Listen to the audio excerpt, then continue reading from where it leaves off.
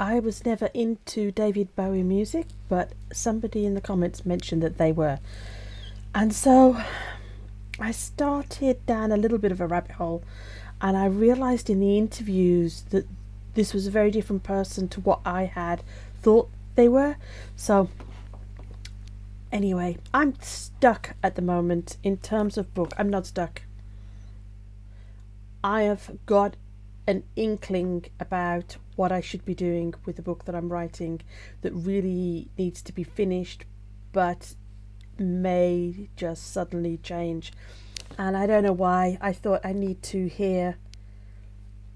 think about how I'm expressing myself, and I just really wanted to hear this, and I thought, why don't I turn the camera on? I'm actually going to be making notes, so I might not be looking at the camera that much. Damn, if only I'd had a go at that. I didn't strive for success. I strived to do something artistically important. I'm of the impression that bad things are something that really are important to one's life. All the mediums are rather like painting, and you can use the same tools and work within all the different mediums. Adapting to the idea of being kind of mainstream, I found very difficult indeed. Thank God this is visual. The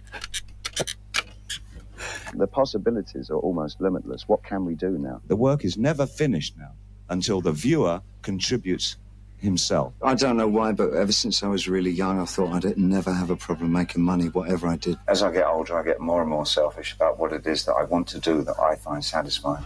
He was an English singer, songwriter, artist, painter, record producer, and actor. He was a popular music icon for over 4 decades. His flamboyant appearance was a cornerstone of his image. He's David Bowie, and here are his top 10 rules for success.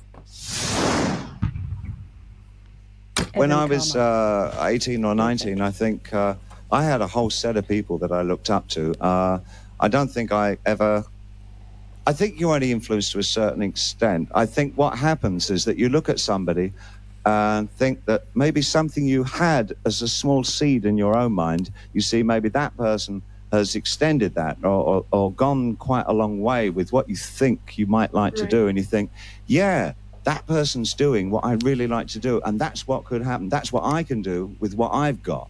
And so that kind of influence, I'm proud to, if I have been influential on people that in that way, that's really good, because there's a certain kind of regret that when you haven't been adventurous with your ideas, there's when you get into a later life and you haven't even tried to do some of the things that you really wanted to do, and you can look back and say, damn, if only I'd had a go at that, things might have been different, or I would at least know if I could do it or not. And the people I looked up to when I was a kid, like William Burroughs and like Little Richard and like John Lennon, they did it, and I thought, well, I'm an absolute fool of myself, but I'm going to, go for it. I don't know whether to share this looking up at the camera, but what I was writing down is, who am I looking to for influence? This reminds me of, when I was younger, I used to go shopping. There's certain people that I would take, and I knew if I took my friend Ellen with me, what I wanted was somebody with me to say, yes, go buy it. You treat yourself.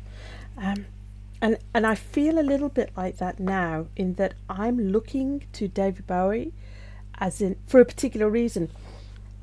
And it would be easy to say, look at him and, massively successful. But clearly there's something about the way he's articulating how he sees his craft and what he does that attracts me. And like he's just saying here, has probably planted a seed in my mind about, I need to be more adventurous. I need to go this direction. My mind is swimming a little bit. I thought I was writing a book about one thing, and now feeling that it's possibly about something else. And this is very late in the day to be realising this, but I'm just wondering, have I connected the dots? Anyway, let me keep going. You strive for success since you're 16, you achieve success, and now you sit in your green chair looking back on it all. And what do you say? Not true. I didn't strive for success. I strived to do something artistically important. And success over here, Well, that was rather interesting, because I just said it.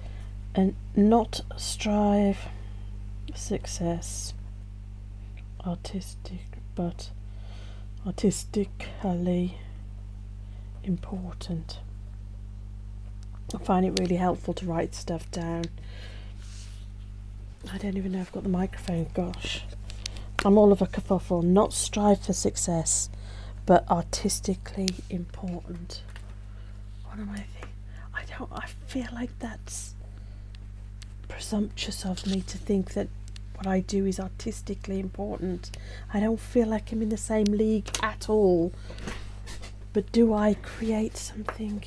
I think this is what's getting me hung up about the book, is that I cared about sharing the idea and helping other people, but that's holding me up, that's causing a problem, and that maybe the focus isn't about how it's received the other side, but how I feel offering something up. I don't feel this artistically important. Me offering something. I heard something the other day, and it's going to mention the G word, so I kind of hesitate to mention it, but it was saying about gifting something up to something higher, and that is what the creative is, rather than wondering if it's going to be understood or valued. I believe is very much in the kind of material world. So can I just say that before we start? I wanted to do something artistically valid. You can learn from tragedy, and I think you can. I'm not sure that a bad experience is, in America, they're so keen for you not to have a bad experience. They spend half their lives trying to avoid bad things happening to them. I'm of the impression that bad things are something that really are important to one's life, and bad experiences are not necessarily a bad experience. Creative juices come from bad experiences. They do, yeah. That it's you can. I don't think they should be looked at negatively at all. If I'm writing and recording, I find I don't need to paint. But if I'm not doing very well and I can't... So I'm just writing this down. Find your creative process.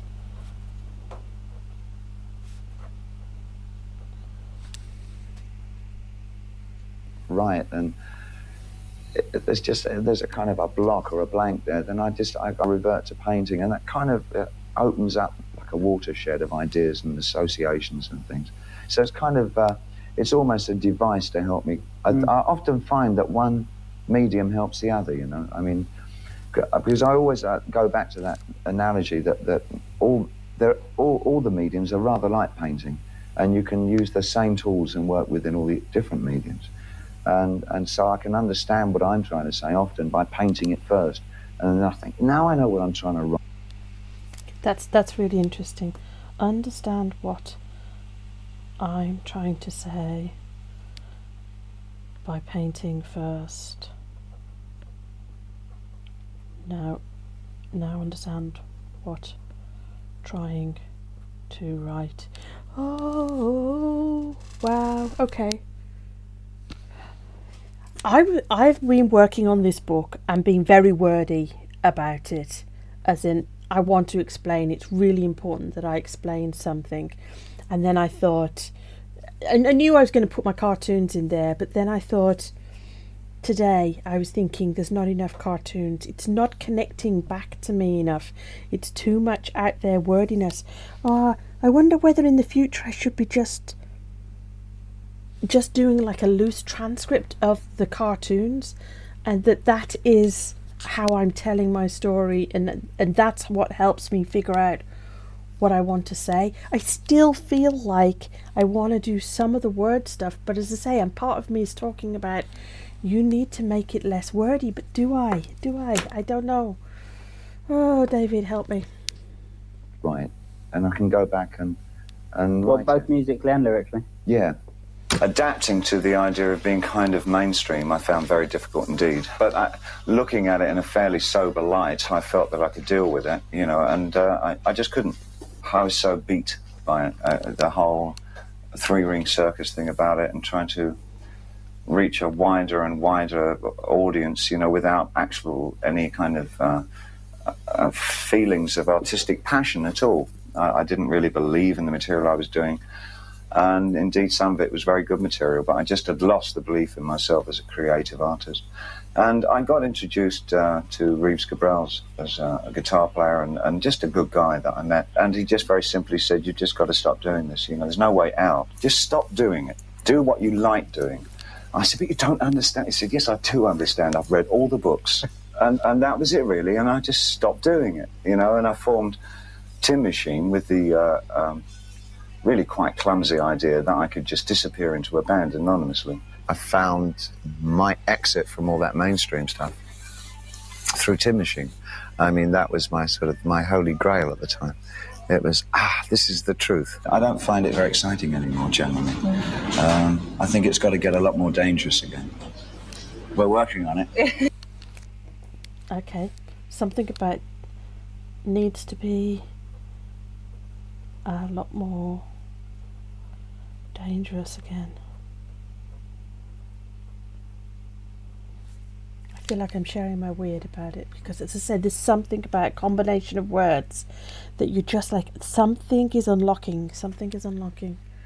I think it's probably good to step back from one's work for a while and try something totally new. I think it does revitalize your original enthusiasms, and that's what it has been like for me over the last few years. And now that I have ventured back into something that's very personalized, it does seem that there's been a lot brewing, and it is just,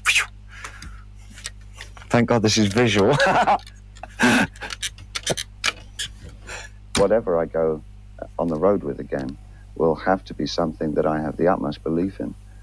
Which is a great way to start again for me, for the 90s, for my age. You know, there's this peculiar crossroads in rock now where there's so many of us approaching 40s and will shortly be in their 50s. So it's kind of a brave new world for us. So the possibilities are almost limitless. What can we do now? Do we do what is the usual predictable thing, which is an artist carries his repertoire with him throughout his career? But as we were doing new things when we first started, we should also continue to do new things now. So I thought, for some people, what I might consider rubbish might actually have a real strong trigger to somebody else, the way they look at it and what they need from it. You know, an artist... Okay. Work is never finished.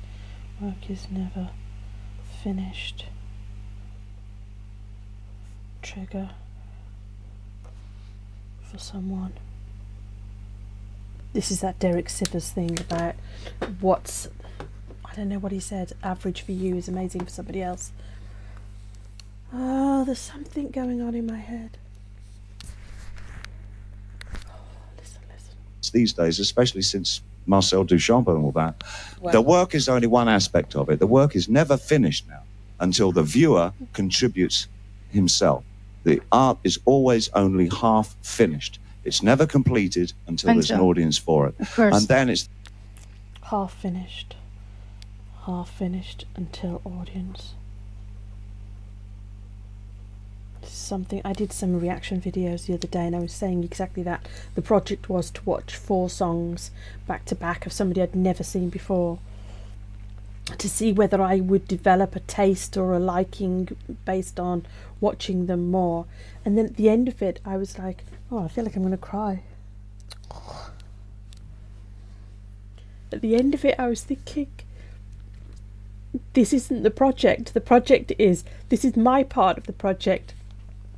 Then I hand it over to the fans, and the fans will either, or my people, let's focus on my people in terms of the fans that find me and watch these reaction videos. If they like me, oh, I don't know, what response do I want to say here? In that project,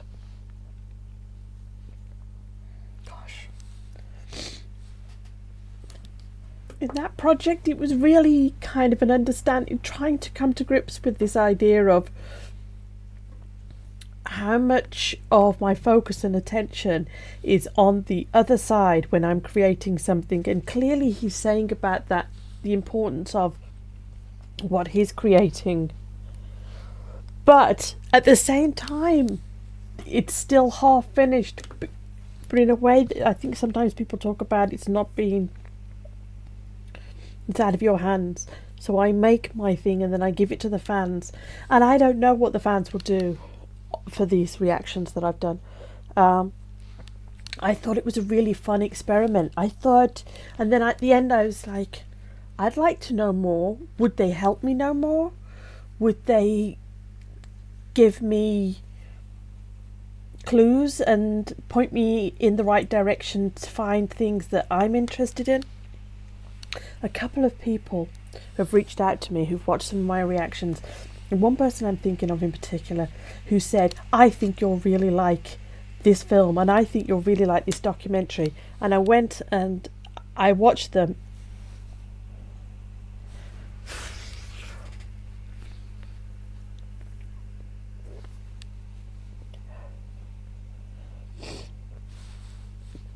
Don't have a tissue in here.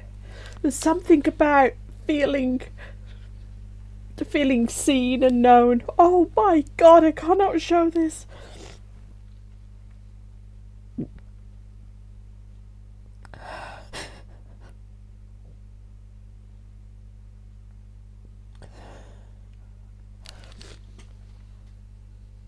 I've been focusing on doing the videos, documenting my journey and being brave and sharing stuff, so I'm still filming just for that reason.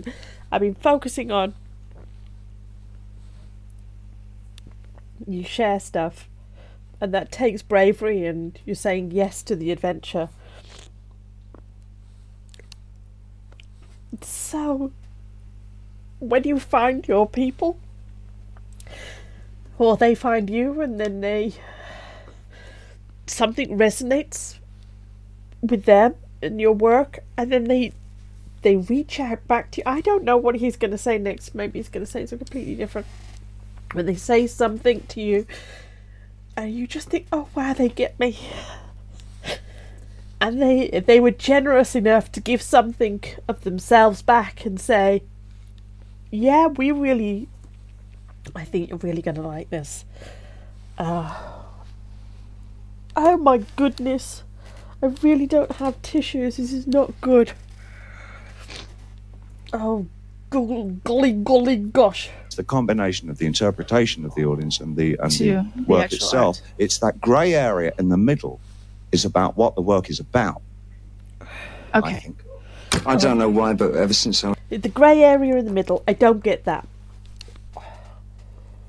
Is about, he said, the grey area, maybe it's because I've been crying so much, I'm struggling to see, and can you see? Oh, good gosh.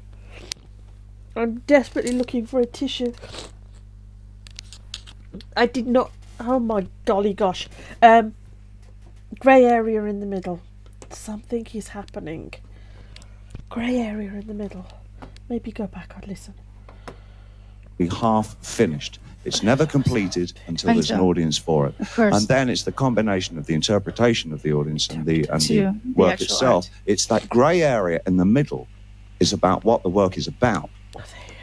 Okay. I think. I don't know why, but ever since I was really young, I thought I'd never have a problem making money, whatever I did. So really, it was a choice of what was I going to do for it. And I just had a passionate affair with music. It was a very amorous affair with music. As I get older, I get more and more selfish about what it is that... Can I just say, I've had loads of doubts about following passion. I'm being told quite categorically, oh gosh, I can remember at school, stop drawing pictures so much. You need to do more writing. And everybody said to me something to the effect of know your place. And I just thought, I understand that this is my place. I understand that you're the experts and this is my place. But why do I feel so bad staying in this place which you're saying that's where I belong and that's what I should be contributing and doing? Why am I so unhappy and frustrated? Anyway, so I did not have any sense of follow your passion. I do have a sense of being called to something now, and I did not want to go this route. I wanted to go the route of kind of teaching or helping other people express themselves, and it was pointed out to me recently that I need to talk about myself. And then I've spent the whole year, I've spent most of 2024 really trying to avoid that, trying to do it and then laugh about it and then do and I've noticed how much different things have come up in my life about a sense of you do not talk about yourself, and that clearly that's a message that I've got from before. So I'm so, there's still a voice in my head saying you should not be indulging yourself, should not be sharing this. But as I say, some of you know me. If you've got this far, I've been doing this experiment. I've been doing daily videos, trying to create something, find my people. I said right at the beginning, it's not about the success. I need to find my people. I thought I was teaching something in particular. I thought it was to people who had a particular challenge and problem, and it missed. It completely missed. And I thought, okay, I forget that then. Who are my people? Let's just start at the beginning. Who are my people? And it was pointed out that to find my people, I needed to talk about myself and get more comfortable talking about myself and letting my weird out. Yeah. Gosh, I used to cry a lot when I was younger, but I was definitely told that I cried too much. And the last, since Christmas stuff, I've been crying on the videos a lot. I don't want to cry. I want to do that I find satisfying, and it's definitely how one should spend one's life. Is because, you know, if you make yourself happy, a little bit of that sunshine can spread onto others. Thank you guys so much for watching. I hope you enjoyed. Okay, thank you, Evan. Thank you. I don't know if this is salvageable. I don't know if this is salvageable. But thank you to Evan. I've never heard of this channel before, and I'm definitely planning on going back, subscribing. How generous that they found those clips and did that list. How generous was that? So that I could find it today. Oh! What am I gonna do? Is this salvageable? Is anything... I don't think... What am I thinking? I'm thinking I need a tissue, that's what I'm thinking. I'm wondering about the whole crying thing too. Because I've definitely had the message over years and years and years that I shouldn't be crying as much as I am. And yet, and it's funny that he answers on being happy. Because although I'm crying, I don't feel sad. Oh.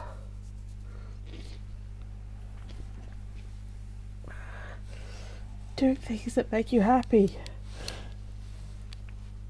I'm embarrassed.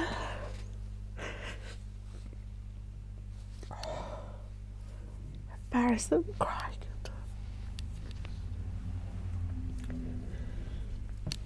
People think it's funny now that when I cry, and if I watch a film and I feel so connected to the characters or something and I cry, and I laugh it off and I say, but that's enjoying the movie for me. That's I feel like there's something I should be saying or doing now in terms of I've come here for a reason. I want to finish the book. A part of me wants it to be useful for others. And what stands out for me is that it has to be something that I want to create, and that it's going to be adventurous. I have an inkling that when my head clears a little bit and I go back to it, that I may be deleting a lot of the writing. And the writing is me double checking that people understand some of the ideas that I've put, and I wonder whether that will make me a better writer. I wonder whether that will make it complete nonsense and nobody will understand it. It was supposed to be helpful to people. And this is way late in the day to be doing this. This is way late in the day. So, oh boy, I'm not sure what's possible. This is crazy. It doesn't matter. It doesn't matter if I change the deadline for the launch date. All it would mean is upsetting Amazon that I change it. But I don't think that's going to happen. I think what's going to happen is I said to myself that this is the last book on the subject, that this is my last try at attempting to find my people and help them. And I think what's going to happen is that I've got to be braver, much braver than I feel right this second, and say that they'll get it, they'll understand, and it's okay that everything isn't explicitly explained. I feel a hesitation about that. I want some explicitness. I want the language to be given. But I've read it through today and I thought, I'm over-explaining this. And then I thought maybe the solution is to put the cartoons in to lighten it up. But I wasn't expecting the cartoons to take the load of the explaining. Does that make sense? To carry that weight. Is it that part of what I'm expressing I could trust is just expressed in the cartoons? And I know that they are open to interpretation. I know that lots of people don't get it. So I'm going to have to be really clear in my book description. And what I was thinking is that I need to put on the back cover of the book, I need to put at least one cartoon. Because if people don't get it, then the book's not for them. And that's okay. Oh my goodness. And I have to be okay that that's okay. Oh gosh, that sounds like nonsense. Oh my god. I don't have a tissue. I have to be okay. I feel like I'm letting some people down. But maybe I'm not supposed to be writing a book for those people who won't get it. Maybe that's what he's saying about the grey area. There's an area in between where I finish the work.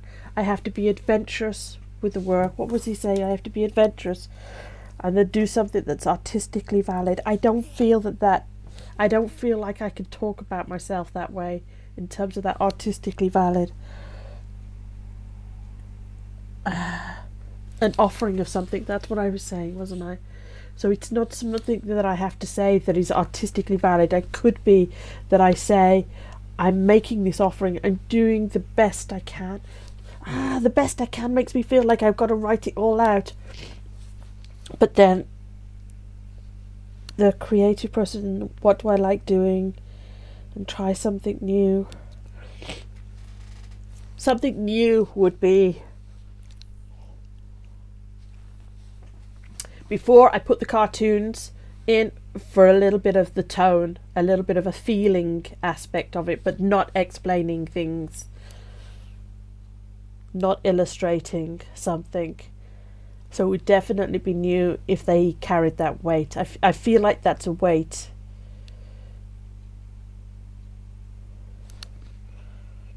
So that would be new. It feels. I think what I'm gonna do is put a load more of the cartoons in, but not necessarily delete the writing just yet, and then print it and see what needs to stay. Oh, good golly, Miss Molly. If you were creating stuff, I hope the video, which is not made by me, I hope that's useful about the David Bowie thing and about the creator. I do think it's rather interesting that of all the people I wanted to hear expert opinion, advice about being a creator, was this person, this David Bowie, and I don't know his music. I don't know anything. I don't know anything about him. I'm pretty sure it was Erin that said, you need to watch something about David Bowie. Thank you, Erin. You don't know, you see, when you make these comments on videos, you don't know how that person is going to go run with it afterwards. So thank you, Erin, for recommending, and I'm sorry I blubbed all the way through it. 30 minutes, my goodness. Wish me luck, guys.